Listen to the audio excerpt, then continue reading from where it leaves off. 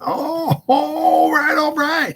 It's not ESPN's 30 for 30, but it is my 98 for 98. The 98 seasons in the history of the New York Football Giants. And I'm trying to get it done in 98 days. Probably not going to get it done in 98 days. However, I am going to get it done.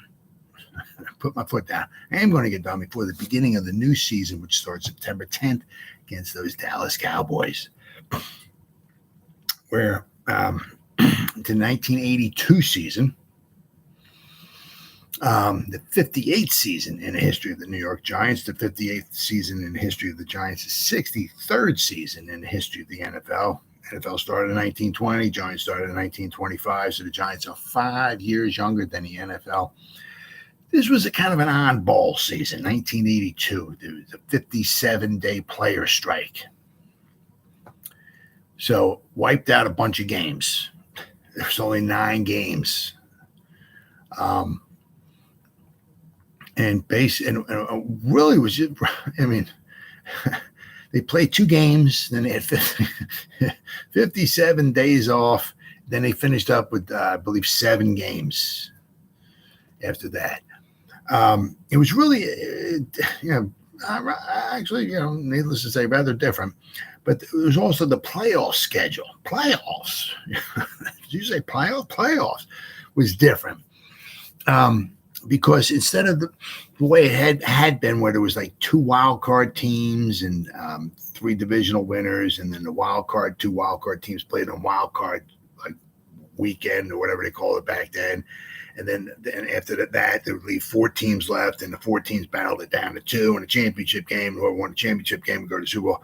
Well, this year, it was just wound up being just like one big long division. 14 teams in the National and 14 in the American Conference. The top 8 in each one wound up going to the playoffs. One play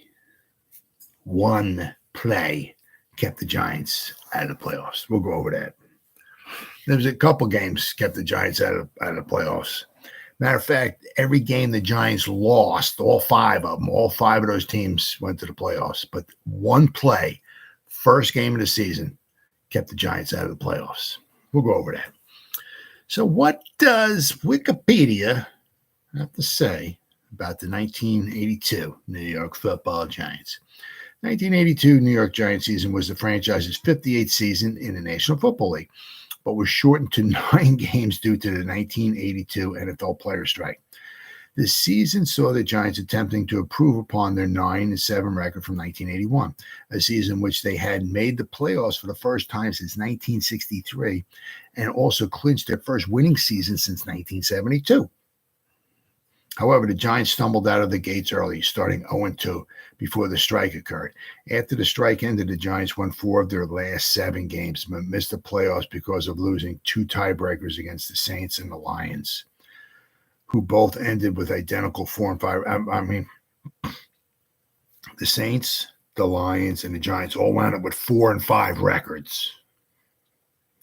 The Lions won the tiebreaker, sending the Lions were the 8th team to make the playoffs in the National Football Conference. They had a record of 4-5. So I said the Saints, the Lions, and the Giants were all 4-5. So the Lions wound up winning the tiebreaker, which kept the Saints and the Giants out. However, if the Giants won one more game, they would have been 5-4, and they would have made the playoffs. But there was one play kept them out. Let's see here. The Giants lost the tiebreakers based on best conference record. The Lions were 4-4 against NFC teams, while the Giants and the Saints were both 3-5 against NFC teams. Lions won the tiebreaker over the Saints, thus eliminating the Saints and Giants from playoff contention and putting the Lions into the playoffs as the final wild card spot in the NFC. This was the 19th season out of the last 20 that the Giants missed the playoffs. So, this is also Ray Perkins, his final season as the coach of the New York Giants. He would go back to the college ranks and start coaching coaching Alabama. And then, of course, 1983, some guy by the name of Parcells, Bill Parcells, started coaching the Giants. So, things would start changing. Well, not right away, actually. The Giants had, the Giants 81 winning season, playoffs. Then they had back-to-back losing seasons. They were 4-5 in 82. 83, they were 3-12-1 in 83. And there was a chance, a little inkling there, things kind of going around that maybe Parcells may not even make it to his second season. But thankfully he did. He turned the ship around in 1984. The Giants would have a winning record and go back to the playoffs. So, and then we kind of know the rest for that. But that's another season for another day. But right now we're talking the 1982 season. The Giants, let's see, didn't do too well in preseason either.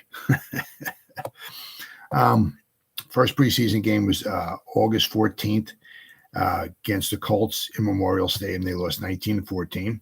Then they played the Pittsburgh Steelers at home on August 21st. They lost that 13-10. Then August 28th against the Jets at home, the Giants would win 22-10, and that would be their only win in the preseason. Then on September 3rd, 1982, the Giants played the Miami Dolphins in the Orange Bowl, and they would lose 16-13 in overtime. All right, so the Giants finished the preseason at 1-3. Now, we'll go over their draft here, which was rather odd, to say the least. It just kind of goes to show you how the philosophy has changed over the years. Now, taking a running back in the first round, it happens, right? Happens. From time to time, obviously there's one or two running backs get taken in the first round, so that's nothing odd out of the ordinary, but taking a running back in the first round and then taking a running back in the second round, that's where we start reaching new heights of rare air, shall we say, especially nowadays. I'm sorry, my dog's just I don't know if you can hear him. He's cleaning himself. So if you hear this noise in the background, that's my dog Randy cleaning himself. So taking a running back in the first round and the second round. Okay, as I said, we're like a rare air. We're like the top of Mount Everest there. There's like not much air. I don't think there is any air up there. I think you need help, oxygen mask or whatever, the breathing. So, but then to take this to the absolute outer stratosphere, like where you were out by like Mars and Jupiter and not mine, but Uranus and Venus and all that, to take it to where boldly no man has ever gone before, way out in the stratosphere. The Giants wind up using their first 3 picks on running backs. I don't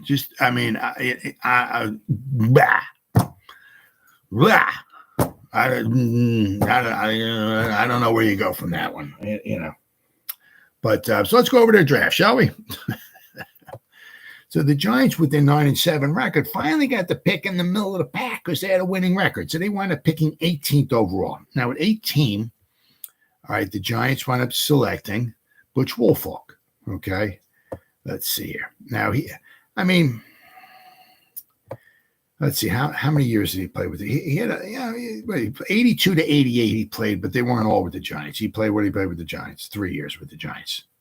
Then he played 2 seasons with the Oilers, and he finished up with the Detroit Lions in 87 and 88. So, what do you have? 1, 2, 3, 4, 7-year career as a running back. that's nothing to sneeze at, especially for a running back, but he only 3 years with the Giants. So the Giants did not, out of all their draft picks, it was not a banner year for the Giants, shall we say. They did get themselves, a couple guys who really, really would help them down the road. All right.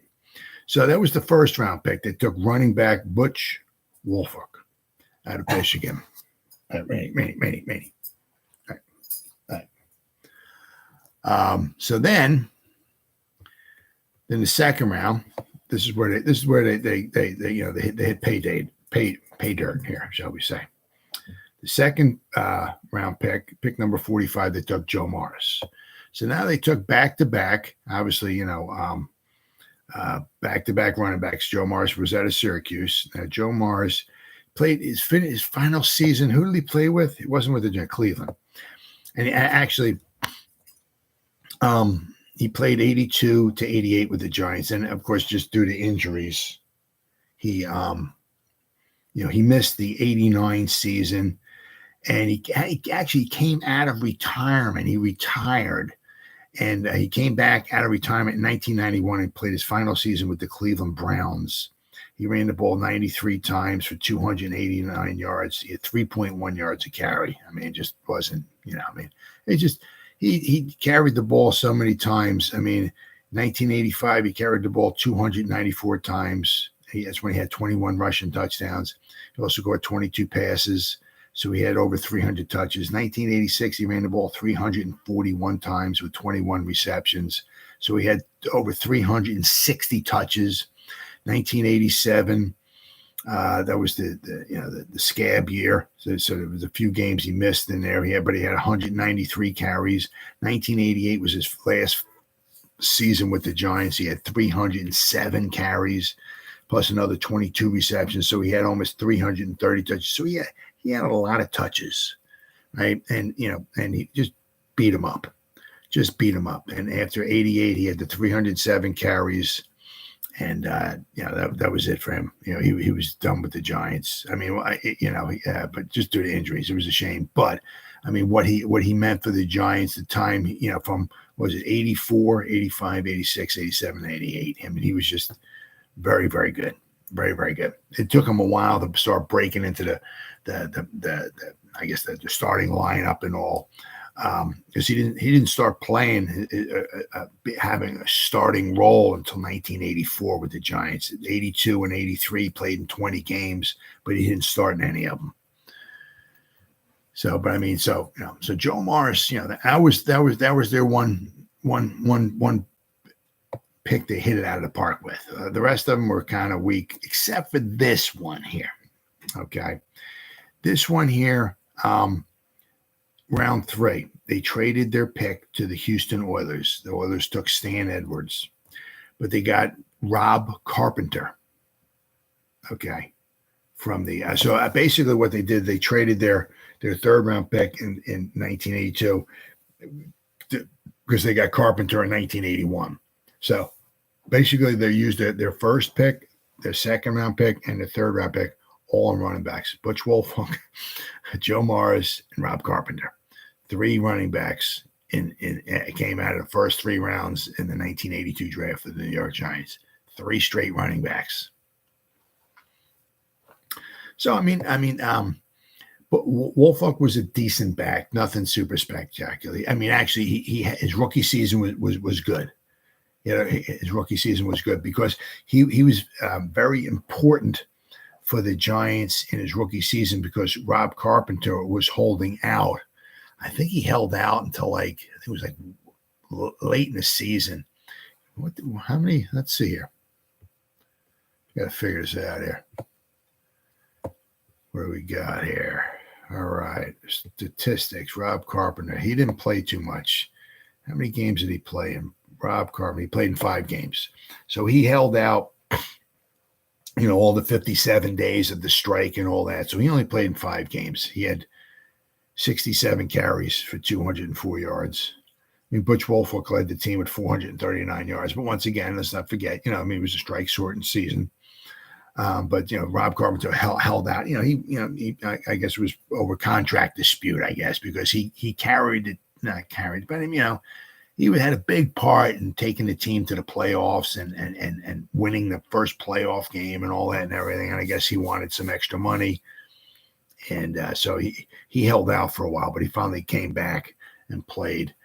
But then after that, I mean, it's you start looking round 4 for the Giants here. Round 4, the Giants selected Jerry Raymond. We got round 5. The Giants selected Rich Humphrey, who played 4 seasons for the Giants. He was their center for like 1 year. It was 83, I think might have been. He was their starting center. I think Kevin Belcher took over in 84. So Humphrey was only with the Giants for like 3 seasons. He only played like 4 years in the NFL. 3 of them with the Giants. Then he finished up. I forgot who he finished up his career with. But he only played like 4 years in the NFL. Then the Giants in round 6 took Darrell Nicholson. Round 7, the New York Giants selected Jeff Wiska. Okay. Round 8, the New York Giants selected Robert Hubble or Hubble. Probably Hubble. We'll go with Hubble. Round 9, the Giants selected John Higgins, not John Riggins. That would have been a good pick, but this is John. This is his brother from another mother, John Higgins. Round 10, the Giants select. Now, once again, let's not forget, as I make fun of these, but these are late round picks, right? So round 10, Rich Baldinger, who actually had let's see. Oh, I clicked out of it. Actually, I think he had a nice little career, but it wasn't with the Giants, or it wasn't. Yeah, he played like 12 seasons. Yeah, check it out, 12. But very little of it was with the Giants. He played 1 season with the Giants. He played in 1 game. Oh, I'm sorry, my bad. He played in 3 games. He played 1 game in 1982. Then he played as a tackle, right? Then he played 2 games for the Giants in 1983. Then I guess they traded him to the Chiefs, and he played with the Chiefs from 80. He played 10 years with the Chiefs, so I guess he couldn't have been that horrible. And then he finished 1993. He was with the New England Patriots. So, I mean, actually, I think that Parcells might have been there at that time. Not sure. I'd have to go and look. Oh, wait, let's see. I guess we can look. Maybe that's why. Let's see here. Was he their offensive coordinator, a proud crow? Bill Parcells. Yeah, yep. He was their he was the head coach. So he finished up his career, right? He got drafted. Wow. He didn't get drafted by Bill Parcells, because Bill Parcells was the defensive coordinator, but in 82. But so the Giants, it was Ray Perkins was the coach. But he finished his career in 1993 with the New England Patriots. Bill Parcells was the coach there. So Rich Baldinger actually wound up being a good pick, but the Giants just never used him. So, and then finally the Giants round 11, they did not have a pick here. Is that what we're saying here? Round 11? Let's see. They traded away. Oh, okay. The Giants got Bill Courier from the Patriots. And Bill wasn't too wasn't too bad. Not too bad of a player. So I mean, actually, for the Giants to trade away an 11th round pick for Bill Courier, that was not too bad. Not too bad of a pick. Not too bad of a trade. So the Giants got a little value out of that one. Bill Courier, the Giants got from the Patriots in the 11th round. All right, then finally in the 12th and final round, the Giants took Mark Seal, who I don't think played at all in the NFL. Nope, didn't play at all. So the Giants, it wasn't a banner draft for the Giants. I mean, they did get Rob Carpenter they traded away a pick to get Rob Carpenter and Joe Marsh, but Joe Marsh was very instrumental. I mean, 84, 85, 86, even 88. They were trying. They were his final healthy season. They just missed the playoffs. They lost to the Jets the final game of the season, 27-21. So they just kept themselves out of the playoffs. But let's see here. Let's go over the Giants games here. All right. Let's see here. Now, what was it here? What did they get here? Their offensive scoring points for 18.2 points per game. Once again, their defense was 17.8. They were at 16 point something in 1981. So they gave up a little bit more. But one of the problems, once again, they had injuries. Phil Simms got injured in their preseason game against the Jets. Right? Yeah. He hurt his knee, or I think it was, maybe it was, I should have known, but I know he was out all season. Neal, the Giants' defensive tackle, who's defensive nose tackle from the year before, was very good. He missed most of the season, if not all of the season, with injuries. The Giants, Carpenter held out. There was the player strike, so I mean the Giants, they had some injuries. So I mean a lot of, but the Giants, quite possibly, quote unquote, their starting quarterback missed the whole season. So not many teams can lose their starting quarterback the whole season and have a winning season. But so Scott Bruner was there, and Scott Bruner completed 54% of his passes. He threw 10 touchdowns, 9 interceptions. Nothing super spectacular. But I mean, the Giants' running game was nothing great. They averaged 3.5 yards a carry. They had 7 rushing touchdowns all year, and they had 10 passes. So they scored 17 touchdowns, through passing and rushing in their 9 games. Not even 2 touchdowns a game. So their offense, once again, was rather putrid, as it had been for many, many years. Let's see. They averaged 93 yards a game running the ball. I mean, that not very. They had 224 yards a game passing, so they had over 300 yards a game. So, but I mean, once again, it was not very good. What do we got here? Who led the team here? Who we got now? Wolf Hook had 439 yards. Rob Carpenter 204. Cliff Chapman had 80 yards rushing. Joe Morrison had 48 yards rushing. Larry Heater 13 yards. Leon Perry 14. Floyd Eddings 12. Leon Bright with 5 yards. But if we go to let's go over their games here, shall we? This is the game right here. First game of the season. I believe it was Leon Perry. The Giants had the ball like around the Giants were winning. They lost 16-14 to the Falcons. So the Giants were up 14-7, I do believe. Yeah, 14-7. Giants were up 14-7. This was in the fourth quarter. The Giants are like around like the 10-yard line or the 9-yard line of the Falcons. I think it was third down. And there's 3rd and 1, or and Leon Perry got the ball, handed it off to him. He dove over the pile. He came down basically head first, kind of head first. It looked like when he hit the ground, the ball popped out.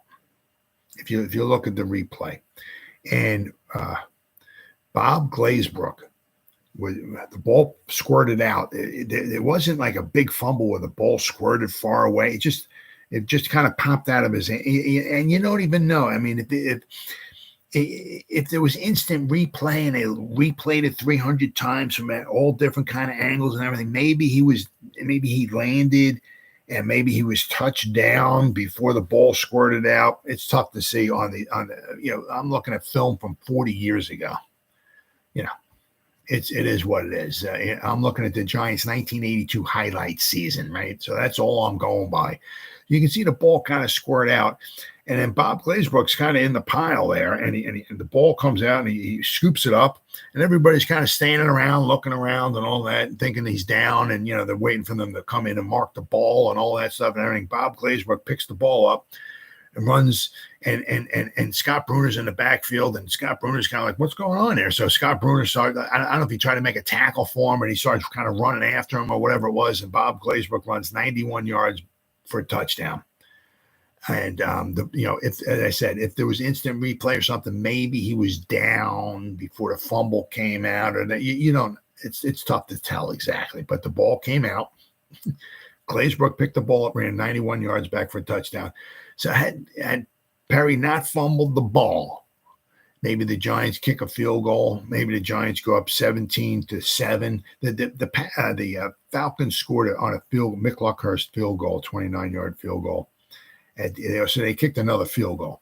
But the Giants were up 17-7. They were up by 2 scores. The Falcons only scored one more field goal the rest of the game.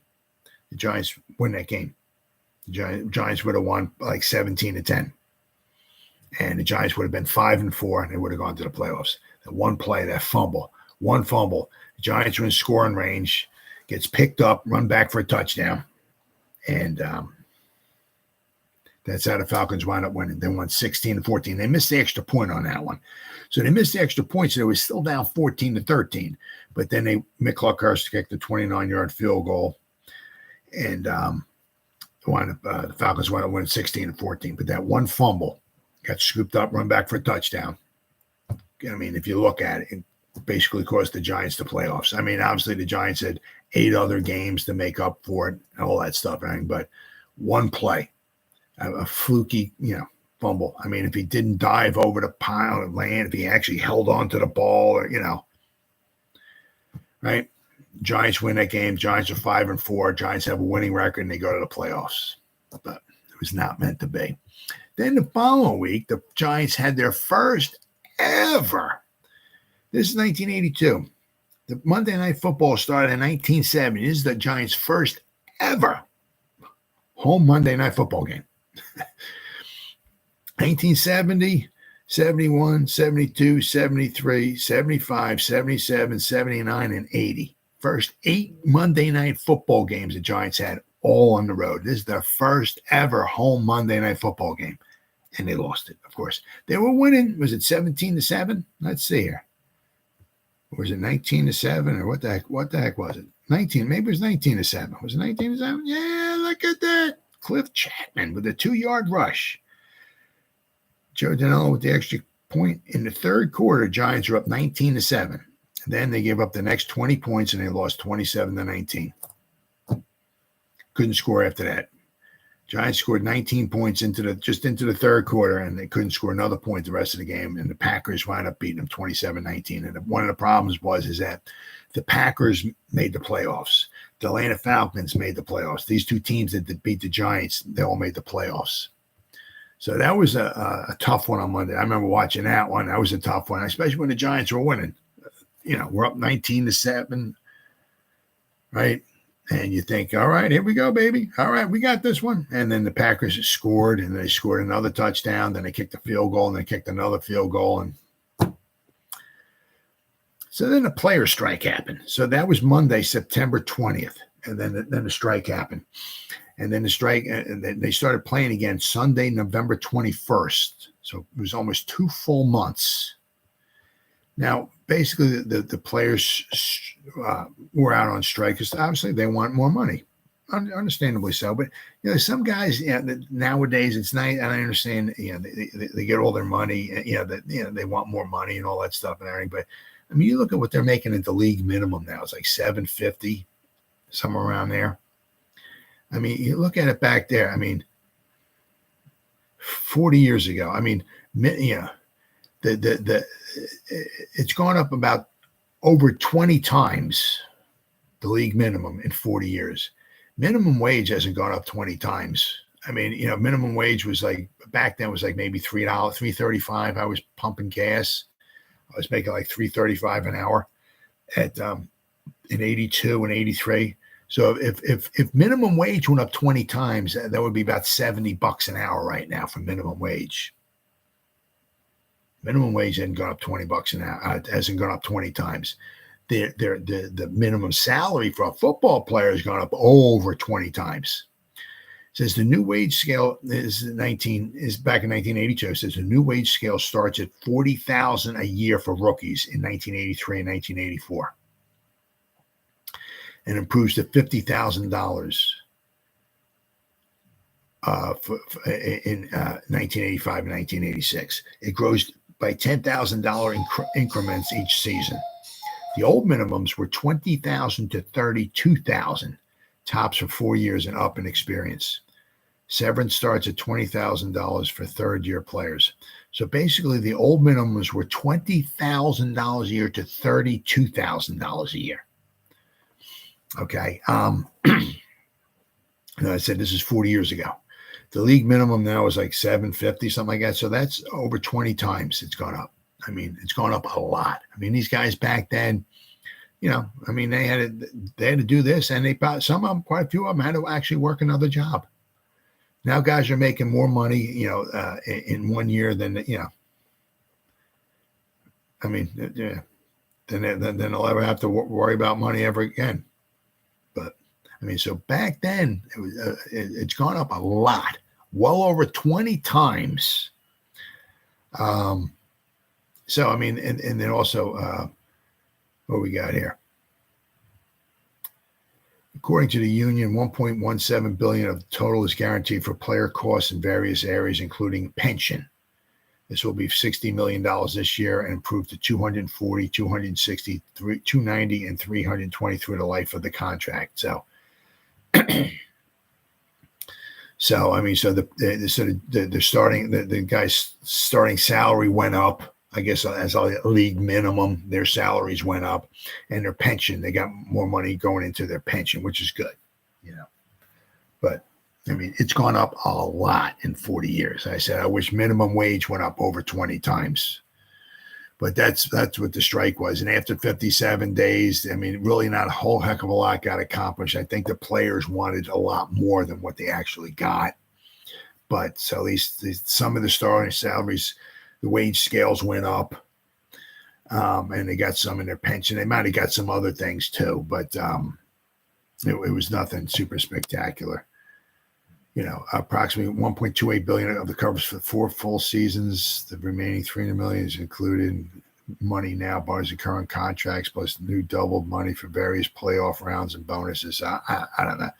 It wasn't a whole heck of a lot that got accomplished in the strike, but after 57 days, they all came back and they started playing football once again.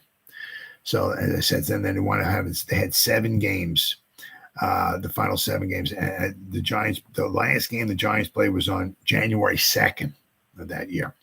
So the Giants came back, all right, and they played the Washington Redskins, who that year won the Super Bowl. So the Redskins that year were a very good team. Actually, the Giants played the Redskins twice and lost to them both times. They lost on Sunday, November 21st, after the strike was over. They lost 27-17 at home. So now the Giants are 0-3. Not looking real good. However, the Giants would win their next 3 games.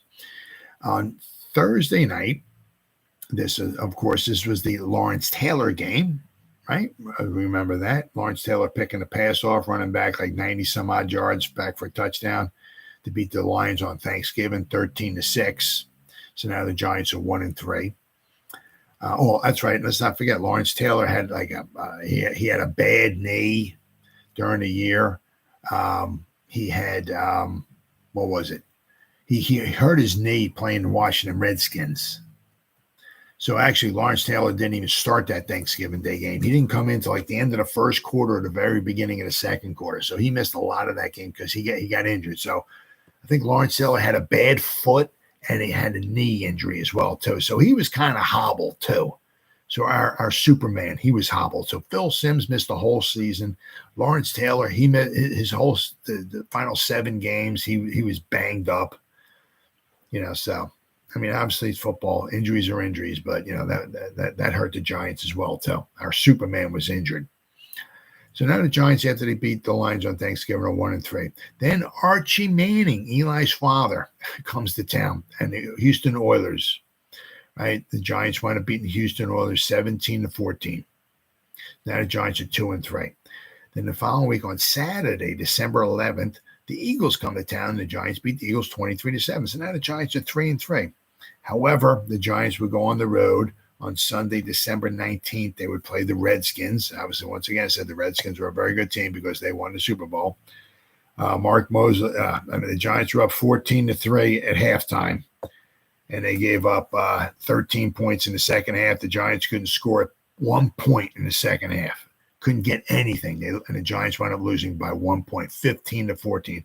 Mark Mosley kicked 2 field goals in the fourth quarter. The Giants were winning going into the fourth quarter, 14-9. Mark Mosley kicks a 31-yard field goal. Now the Giants were up 14-12. Then Mark Mosley kicks in the 42-yard field goal, and the Giants wind up losing 15-14. I mean, So, I mean, the Giants, were winning, but I said the second half they couldn't do anything. The Giants had 139 yards of total offense the whole game. I mean, absolutely pathetic. Absolutely pathetic. But I said, once again, the Redskins were a very good football team that year. So now the Giants lost, and now the Giants are 3-4. Then let's see here. The following week, the Giants would play the Cardinals, and the Cardinals would make the playoffs. Let's see, in St. Louis, and they lost 24-21. Let's see what happened in this one here. I mean, I'm sure that seems like there's always something, some type of debacle that goes on here.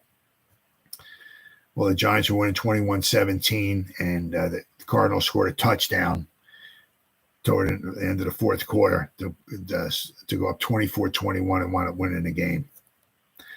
So, see, the Giants were losing 14-7. Actually, the Giants were down 17-7. They scored 2 straight touchdowns. John Missler scored 2 straight touchdowns to put the Giants up 21-17. But then the Cardinals will score another touchdown and win 24-21. So now the Giants are 3-5. The final game of the season, the Giants beat the Philadelphia Eagles 26-24. All right, so the Giants finished the season 4-5. However, as I said, I mean, due to the tiebreakers, they were they were held out of the playoffs. All right, so the 19. Let's go here. Let's read this here. The 1982 NFL season was the 63rd season in the history of the National Football League. A 57-day-long players' strike reduced the 1982 season from 16-game schedule to abbreviated 9-game schedule. Because of the shortened season, the NFL adopted a special 16-team playoff tournament. Division standings were ignored by seeding, although each division sent at least 2 teams, except the NFC West, which had only 1. 8 teams from each conference were seeded 1 through 8 based on their regular season records. 2 teams qualified for playoffs despite losing records: the Cleveland Browns and the Detroit Lions. The season ended in the Super Bowl when the Redskins beat the Dolphins 27-17 at the Rose Bowl. For the season, a verdict was handed down against the league. Al Davis was able to move the Raiders to Los Angeles, bring it. So they became the Los Angeles Raiders. What do we got here? The start of the 82 season, the Minnesota Vikings moved from Metropolitan Stadium to the Humphrey Metrodome. Right? We got interesting here. This was another thing here I sort of kind of caught my eye. New Sunday time slots. Now, basically what happened was all the games used to start at 1 o'clock, wherever they were at. So if the game was in, say the Giant game started at 1 o'clock. Well, another game, say the Bears were hosting the Packers. Well, their game would start at 1 o'clock in Chicago. So basically, it started at 2 o'clock in New York. And I guess so a lot of time I remember watching TV. The Giant game would be like late in the second quarter, and then a score would flash up. The Packers are beating the Bears 3-0 in the first quarter. It was just kind of weird. How it was like, the Giant game was almost at halftime, and the other game just started. It was in the first quarter. Well, I mean, obviously that don't happen nowadays. Either the games all start at 1 o'clock or they start at 4 o'clock. But back then they started all at 1 o'clock local time. So here, for the first time, all Sunday afternoon games began in one of 2 windows: 1 o'clock Eastern time or noon Central time for early games, or for 4 o'clock Eastern time or 1 o'clock Pacific time for late games. From 1970 to 81, most games began at 1 o'clock local time, regardless of the home team, except in Denver, where the Broncos kick off at 2 o'clock Mountain time. An exception to this rule was made for the Baltimore Colts, who were forced to begin Sunday home games no earlier than 2 o'clock. Silly rule. Eastern, due to a Baltimore ordinance, which has since been repealed, which prohibited Sunday sporting events from beginning prior to 2 o'clock in the afternoon. Then we have the players' strike, right? The 57-day player strike following the completion of week 2 of the regular season, which was the Monday night game. Right after the Packers beat the Giants on Monday night, 27-19, the player strike started. Let's see here. As a result of the impasse, games were simply canceled until a settlement was reached. Ultimately, weeks 3 through 10 Upon reaching that settlement, the NFL announced that weeks 11 through 16 would be played as scheduled, and the games originally scheduled for week 3 of the season would be played following the completion of the resumed regular season as a new week 17. With the playoffs pushed back 1 week later, the NFL decided to use the final week 17 to hold various intra-division games from canceled weeks 3 to 10 games instead of merely playing the week 3 games. This was done to increase attendance and allow some teams to balance out home and away games to the extent possible, either 5 home and 4 away or 4 home and 5 away. Because some of the teams, just randomly might have had 3 home games and 6 away games, which obviously would not have been fair at all. Because the 1982 strike-shortened season would include only 9 regular season contests for each team, the NFL announced that the 3 divisions in each of the 2 conferences would be eliminated for the purpose of determining playoff qualifications. And the regular season would be followed by an expansion of the playoffs from 10 teams normally to 16 teams. With this, each conference had 14 teams competing for 8 playoff spots, with division standings being disregarded in favor of overall conference standings. The Washington Redskins were the Super Bowl winners.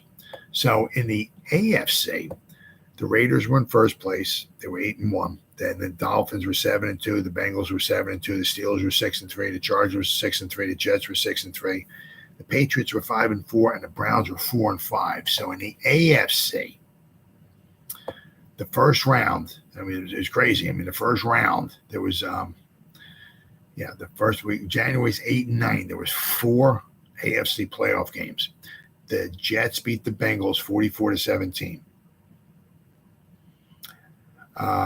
Let's see. The Raiders beat the Cleveland Browns 27-10. The Chargers beat the Steelers 31-28, and the Dolphins beat New England 28-13, setting up Miami and the Chargers in the divisional round, I guess you can call it. The Miami beat the Chargers 34-13. In the other divisional round, the Jets beat the Raiders 17-14.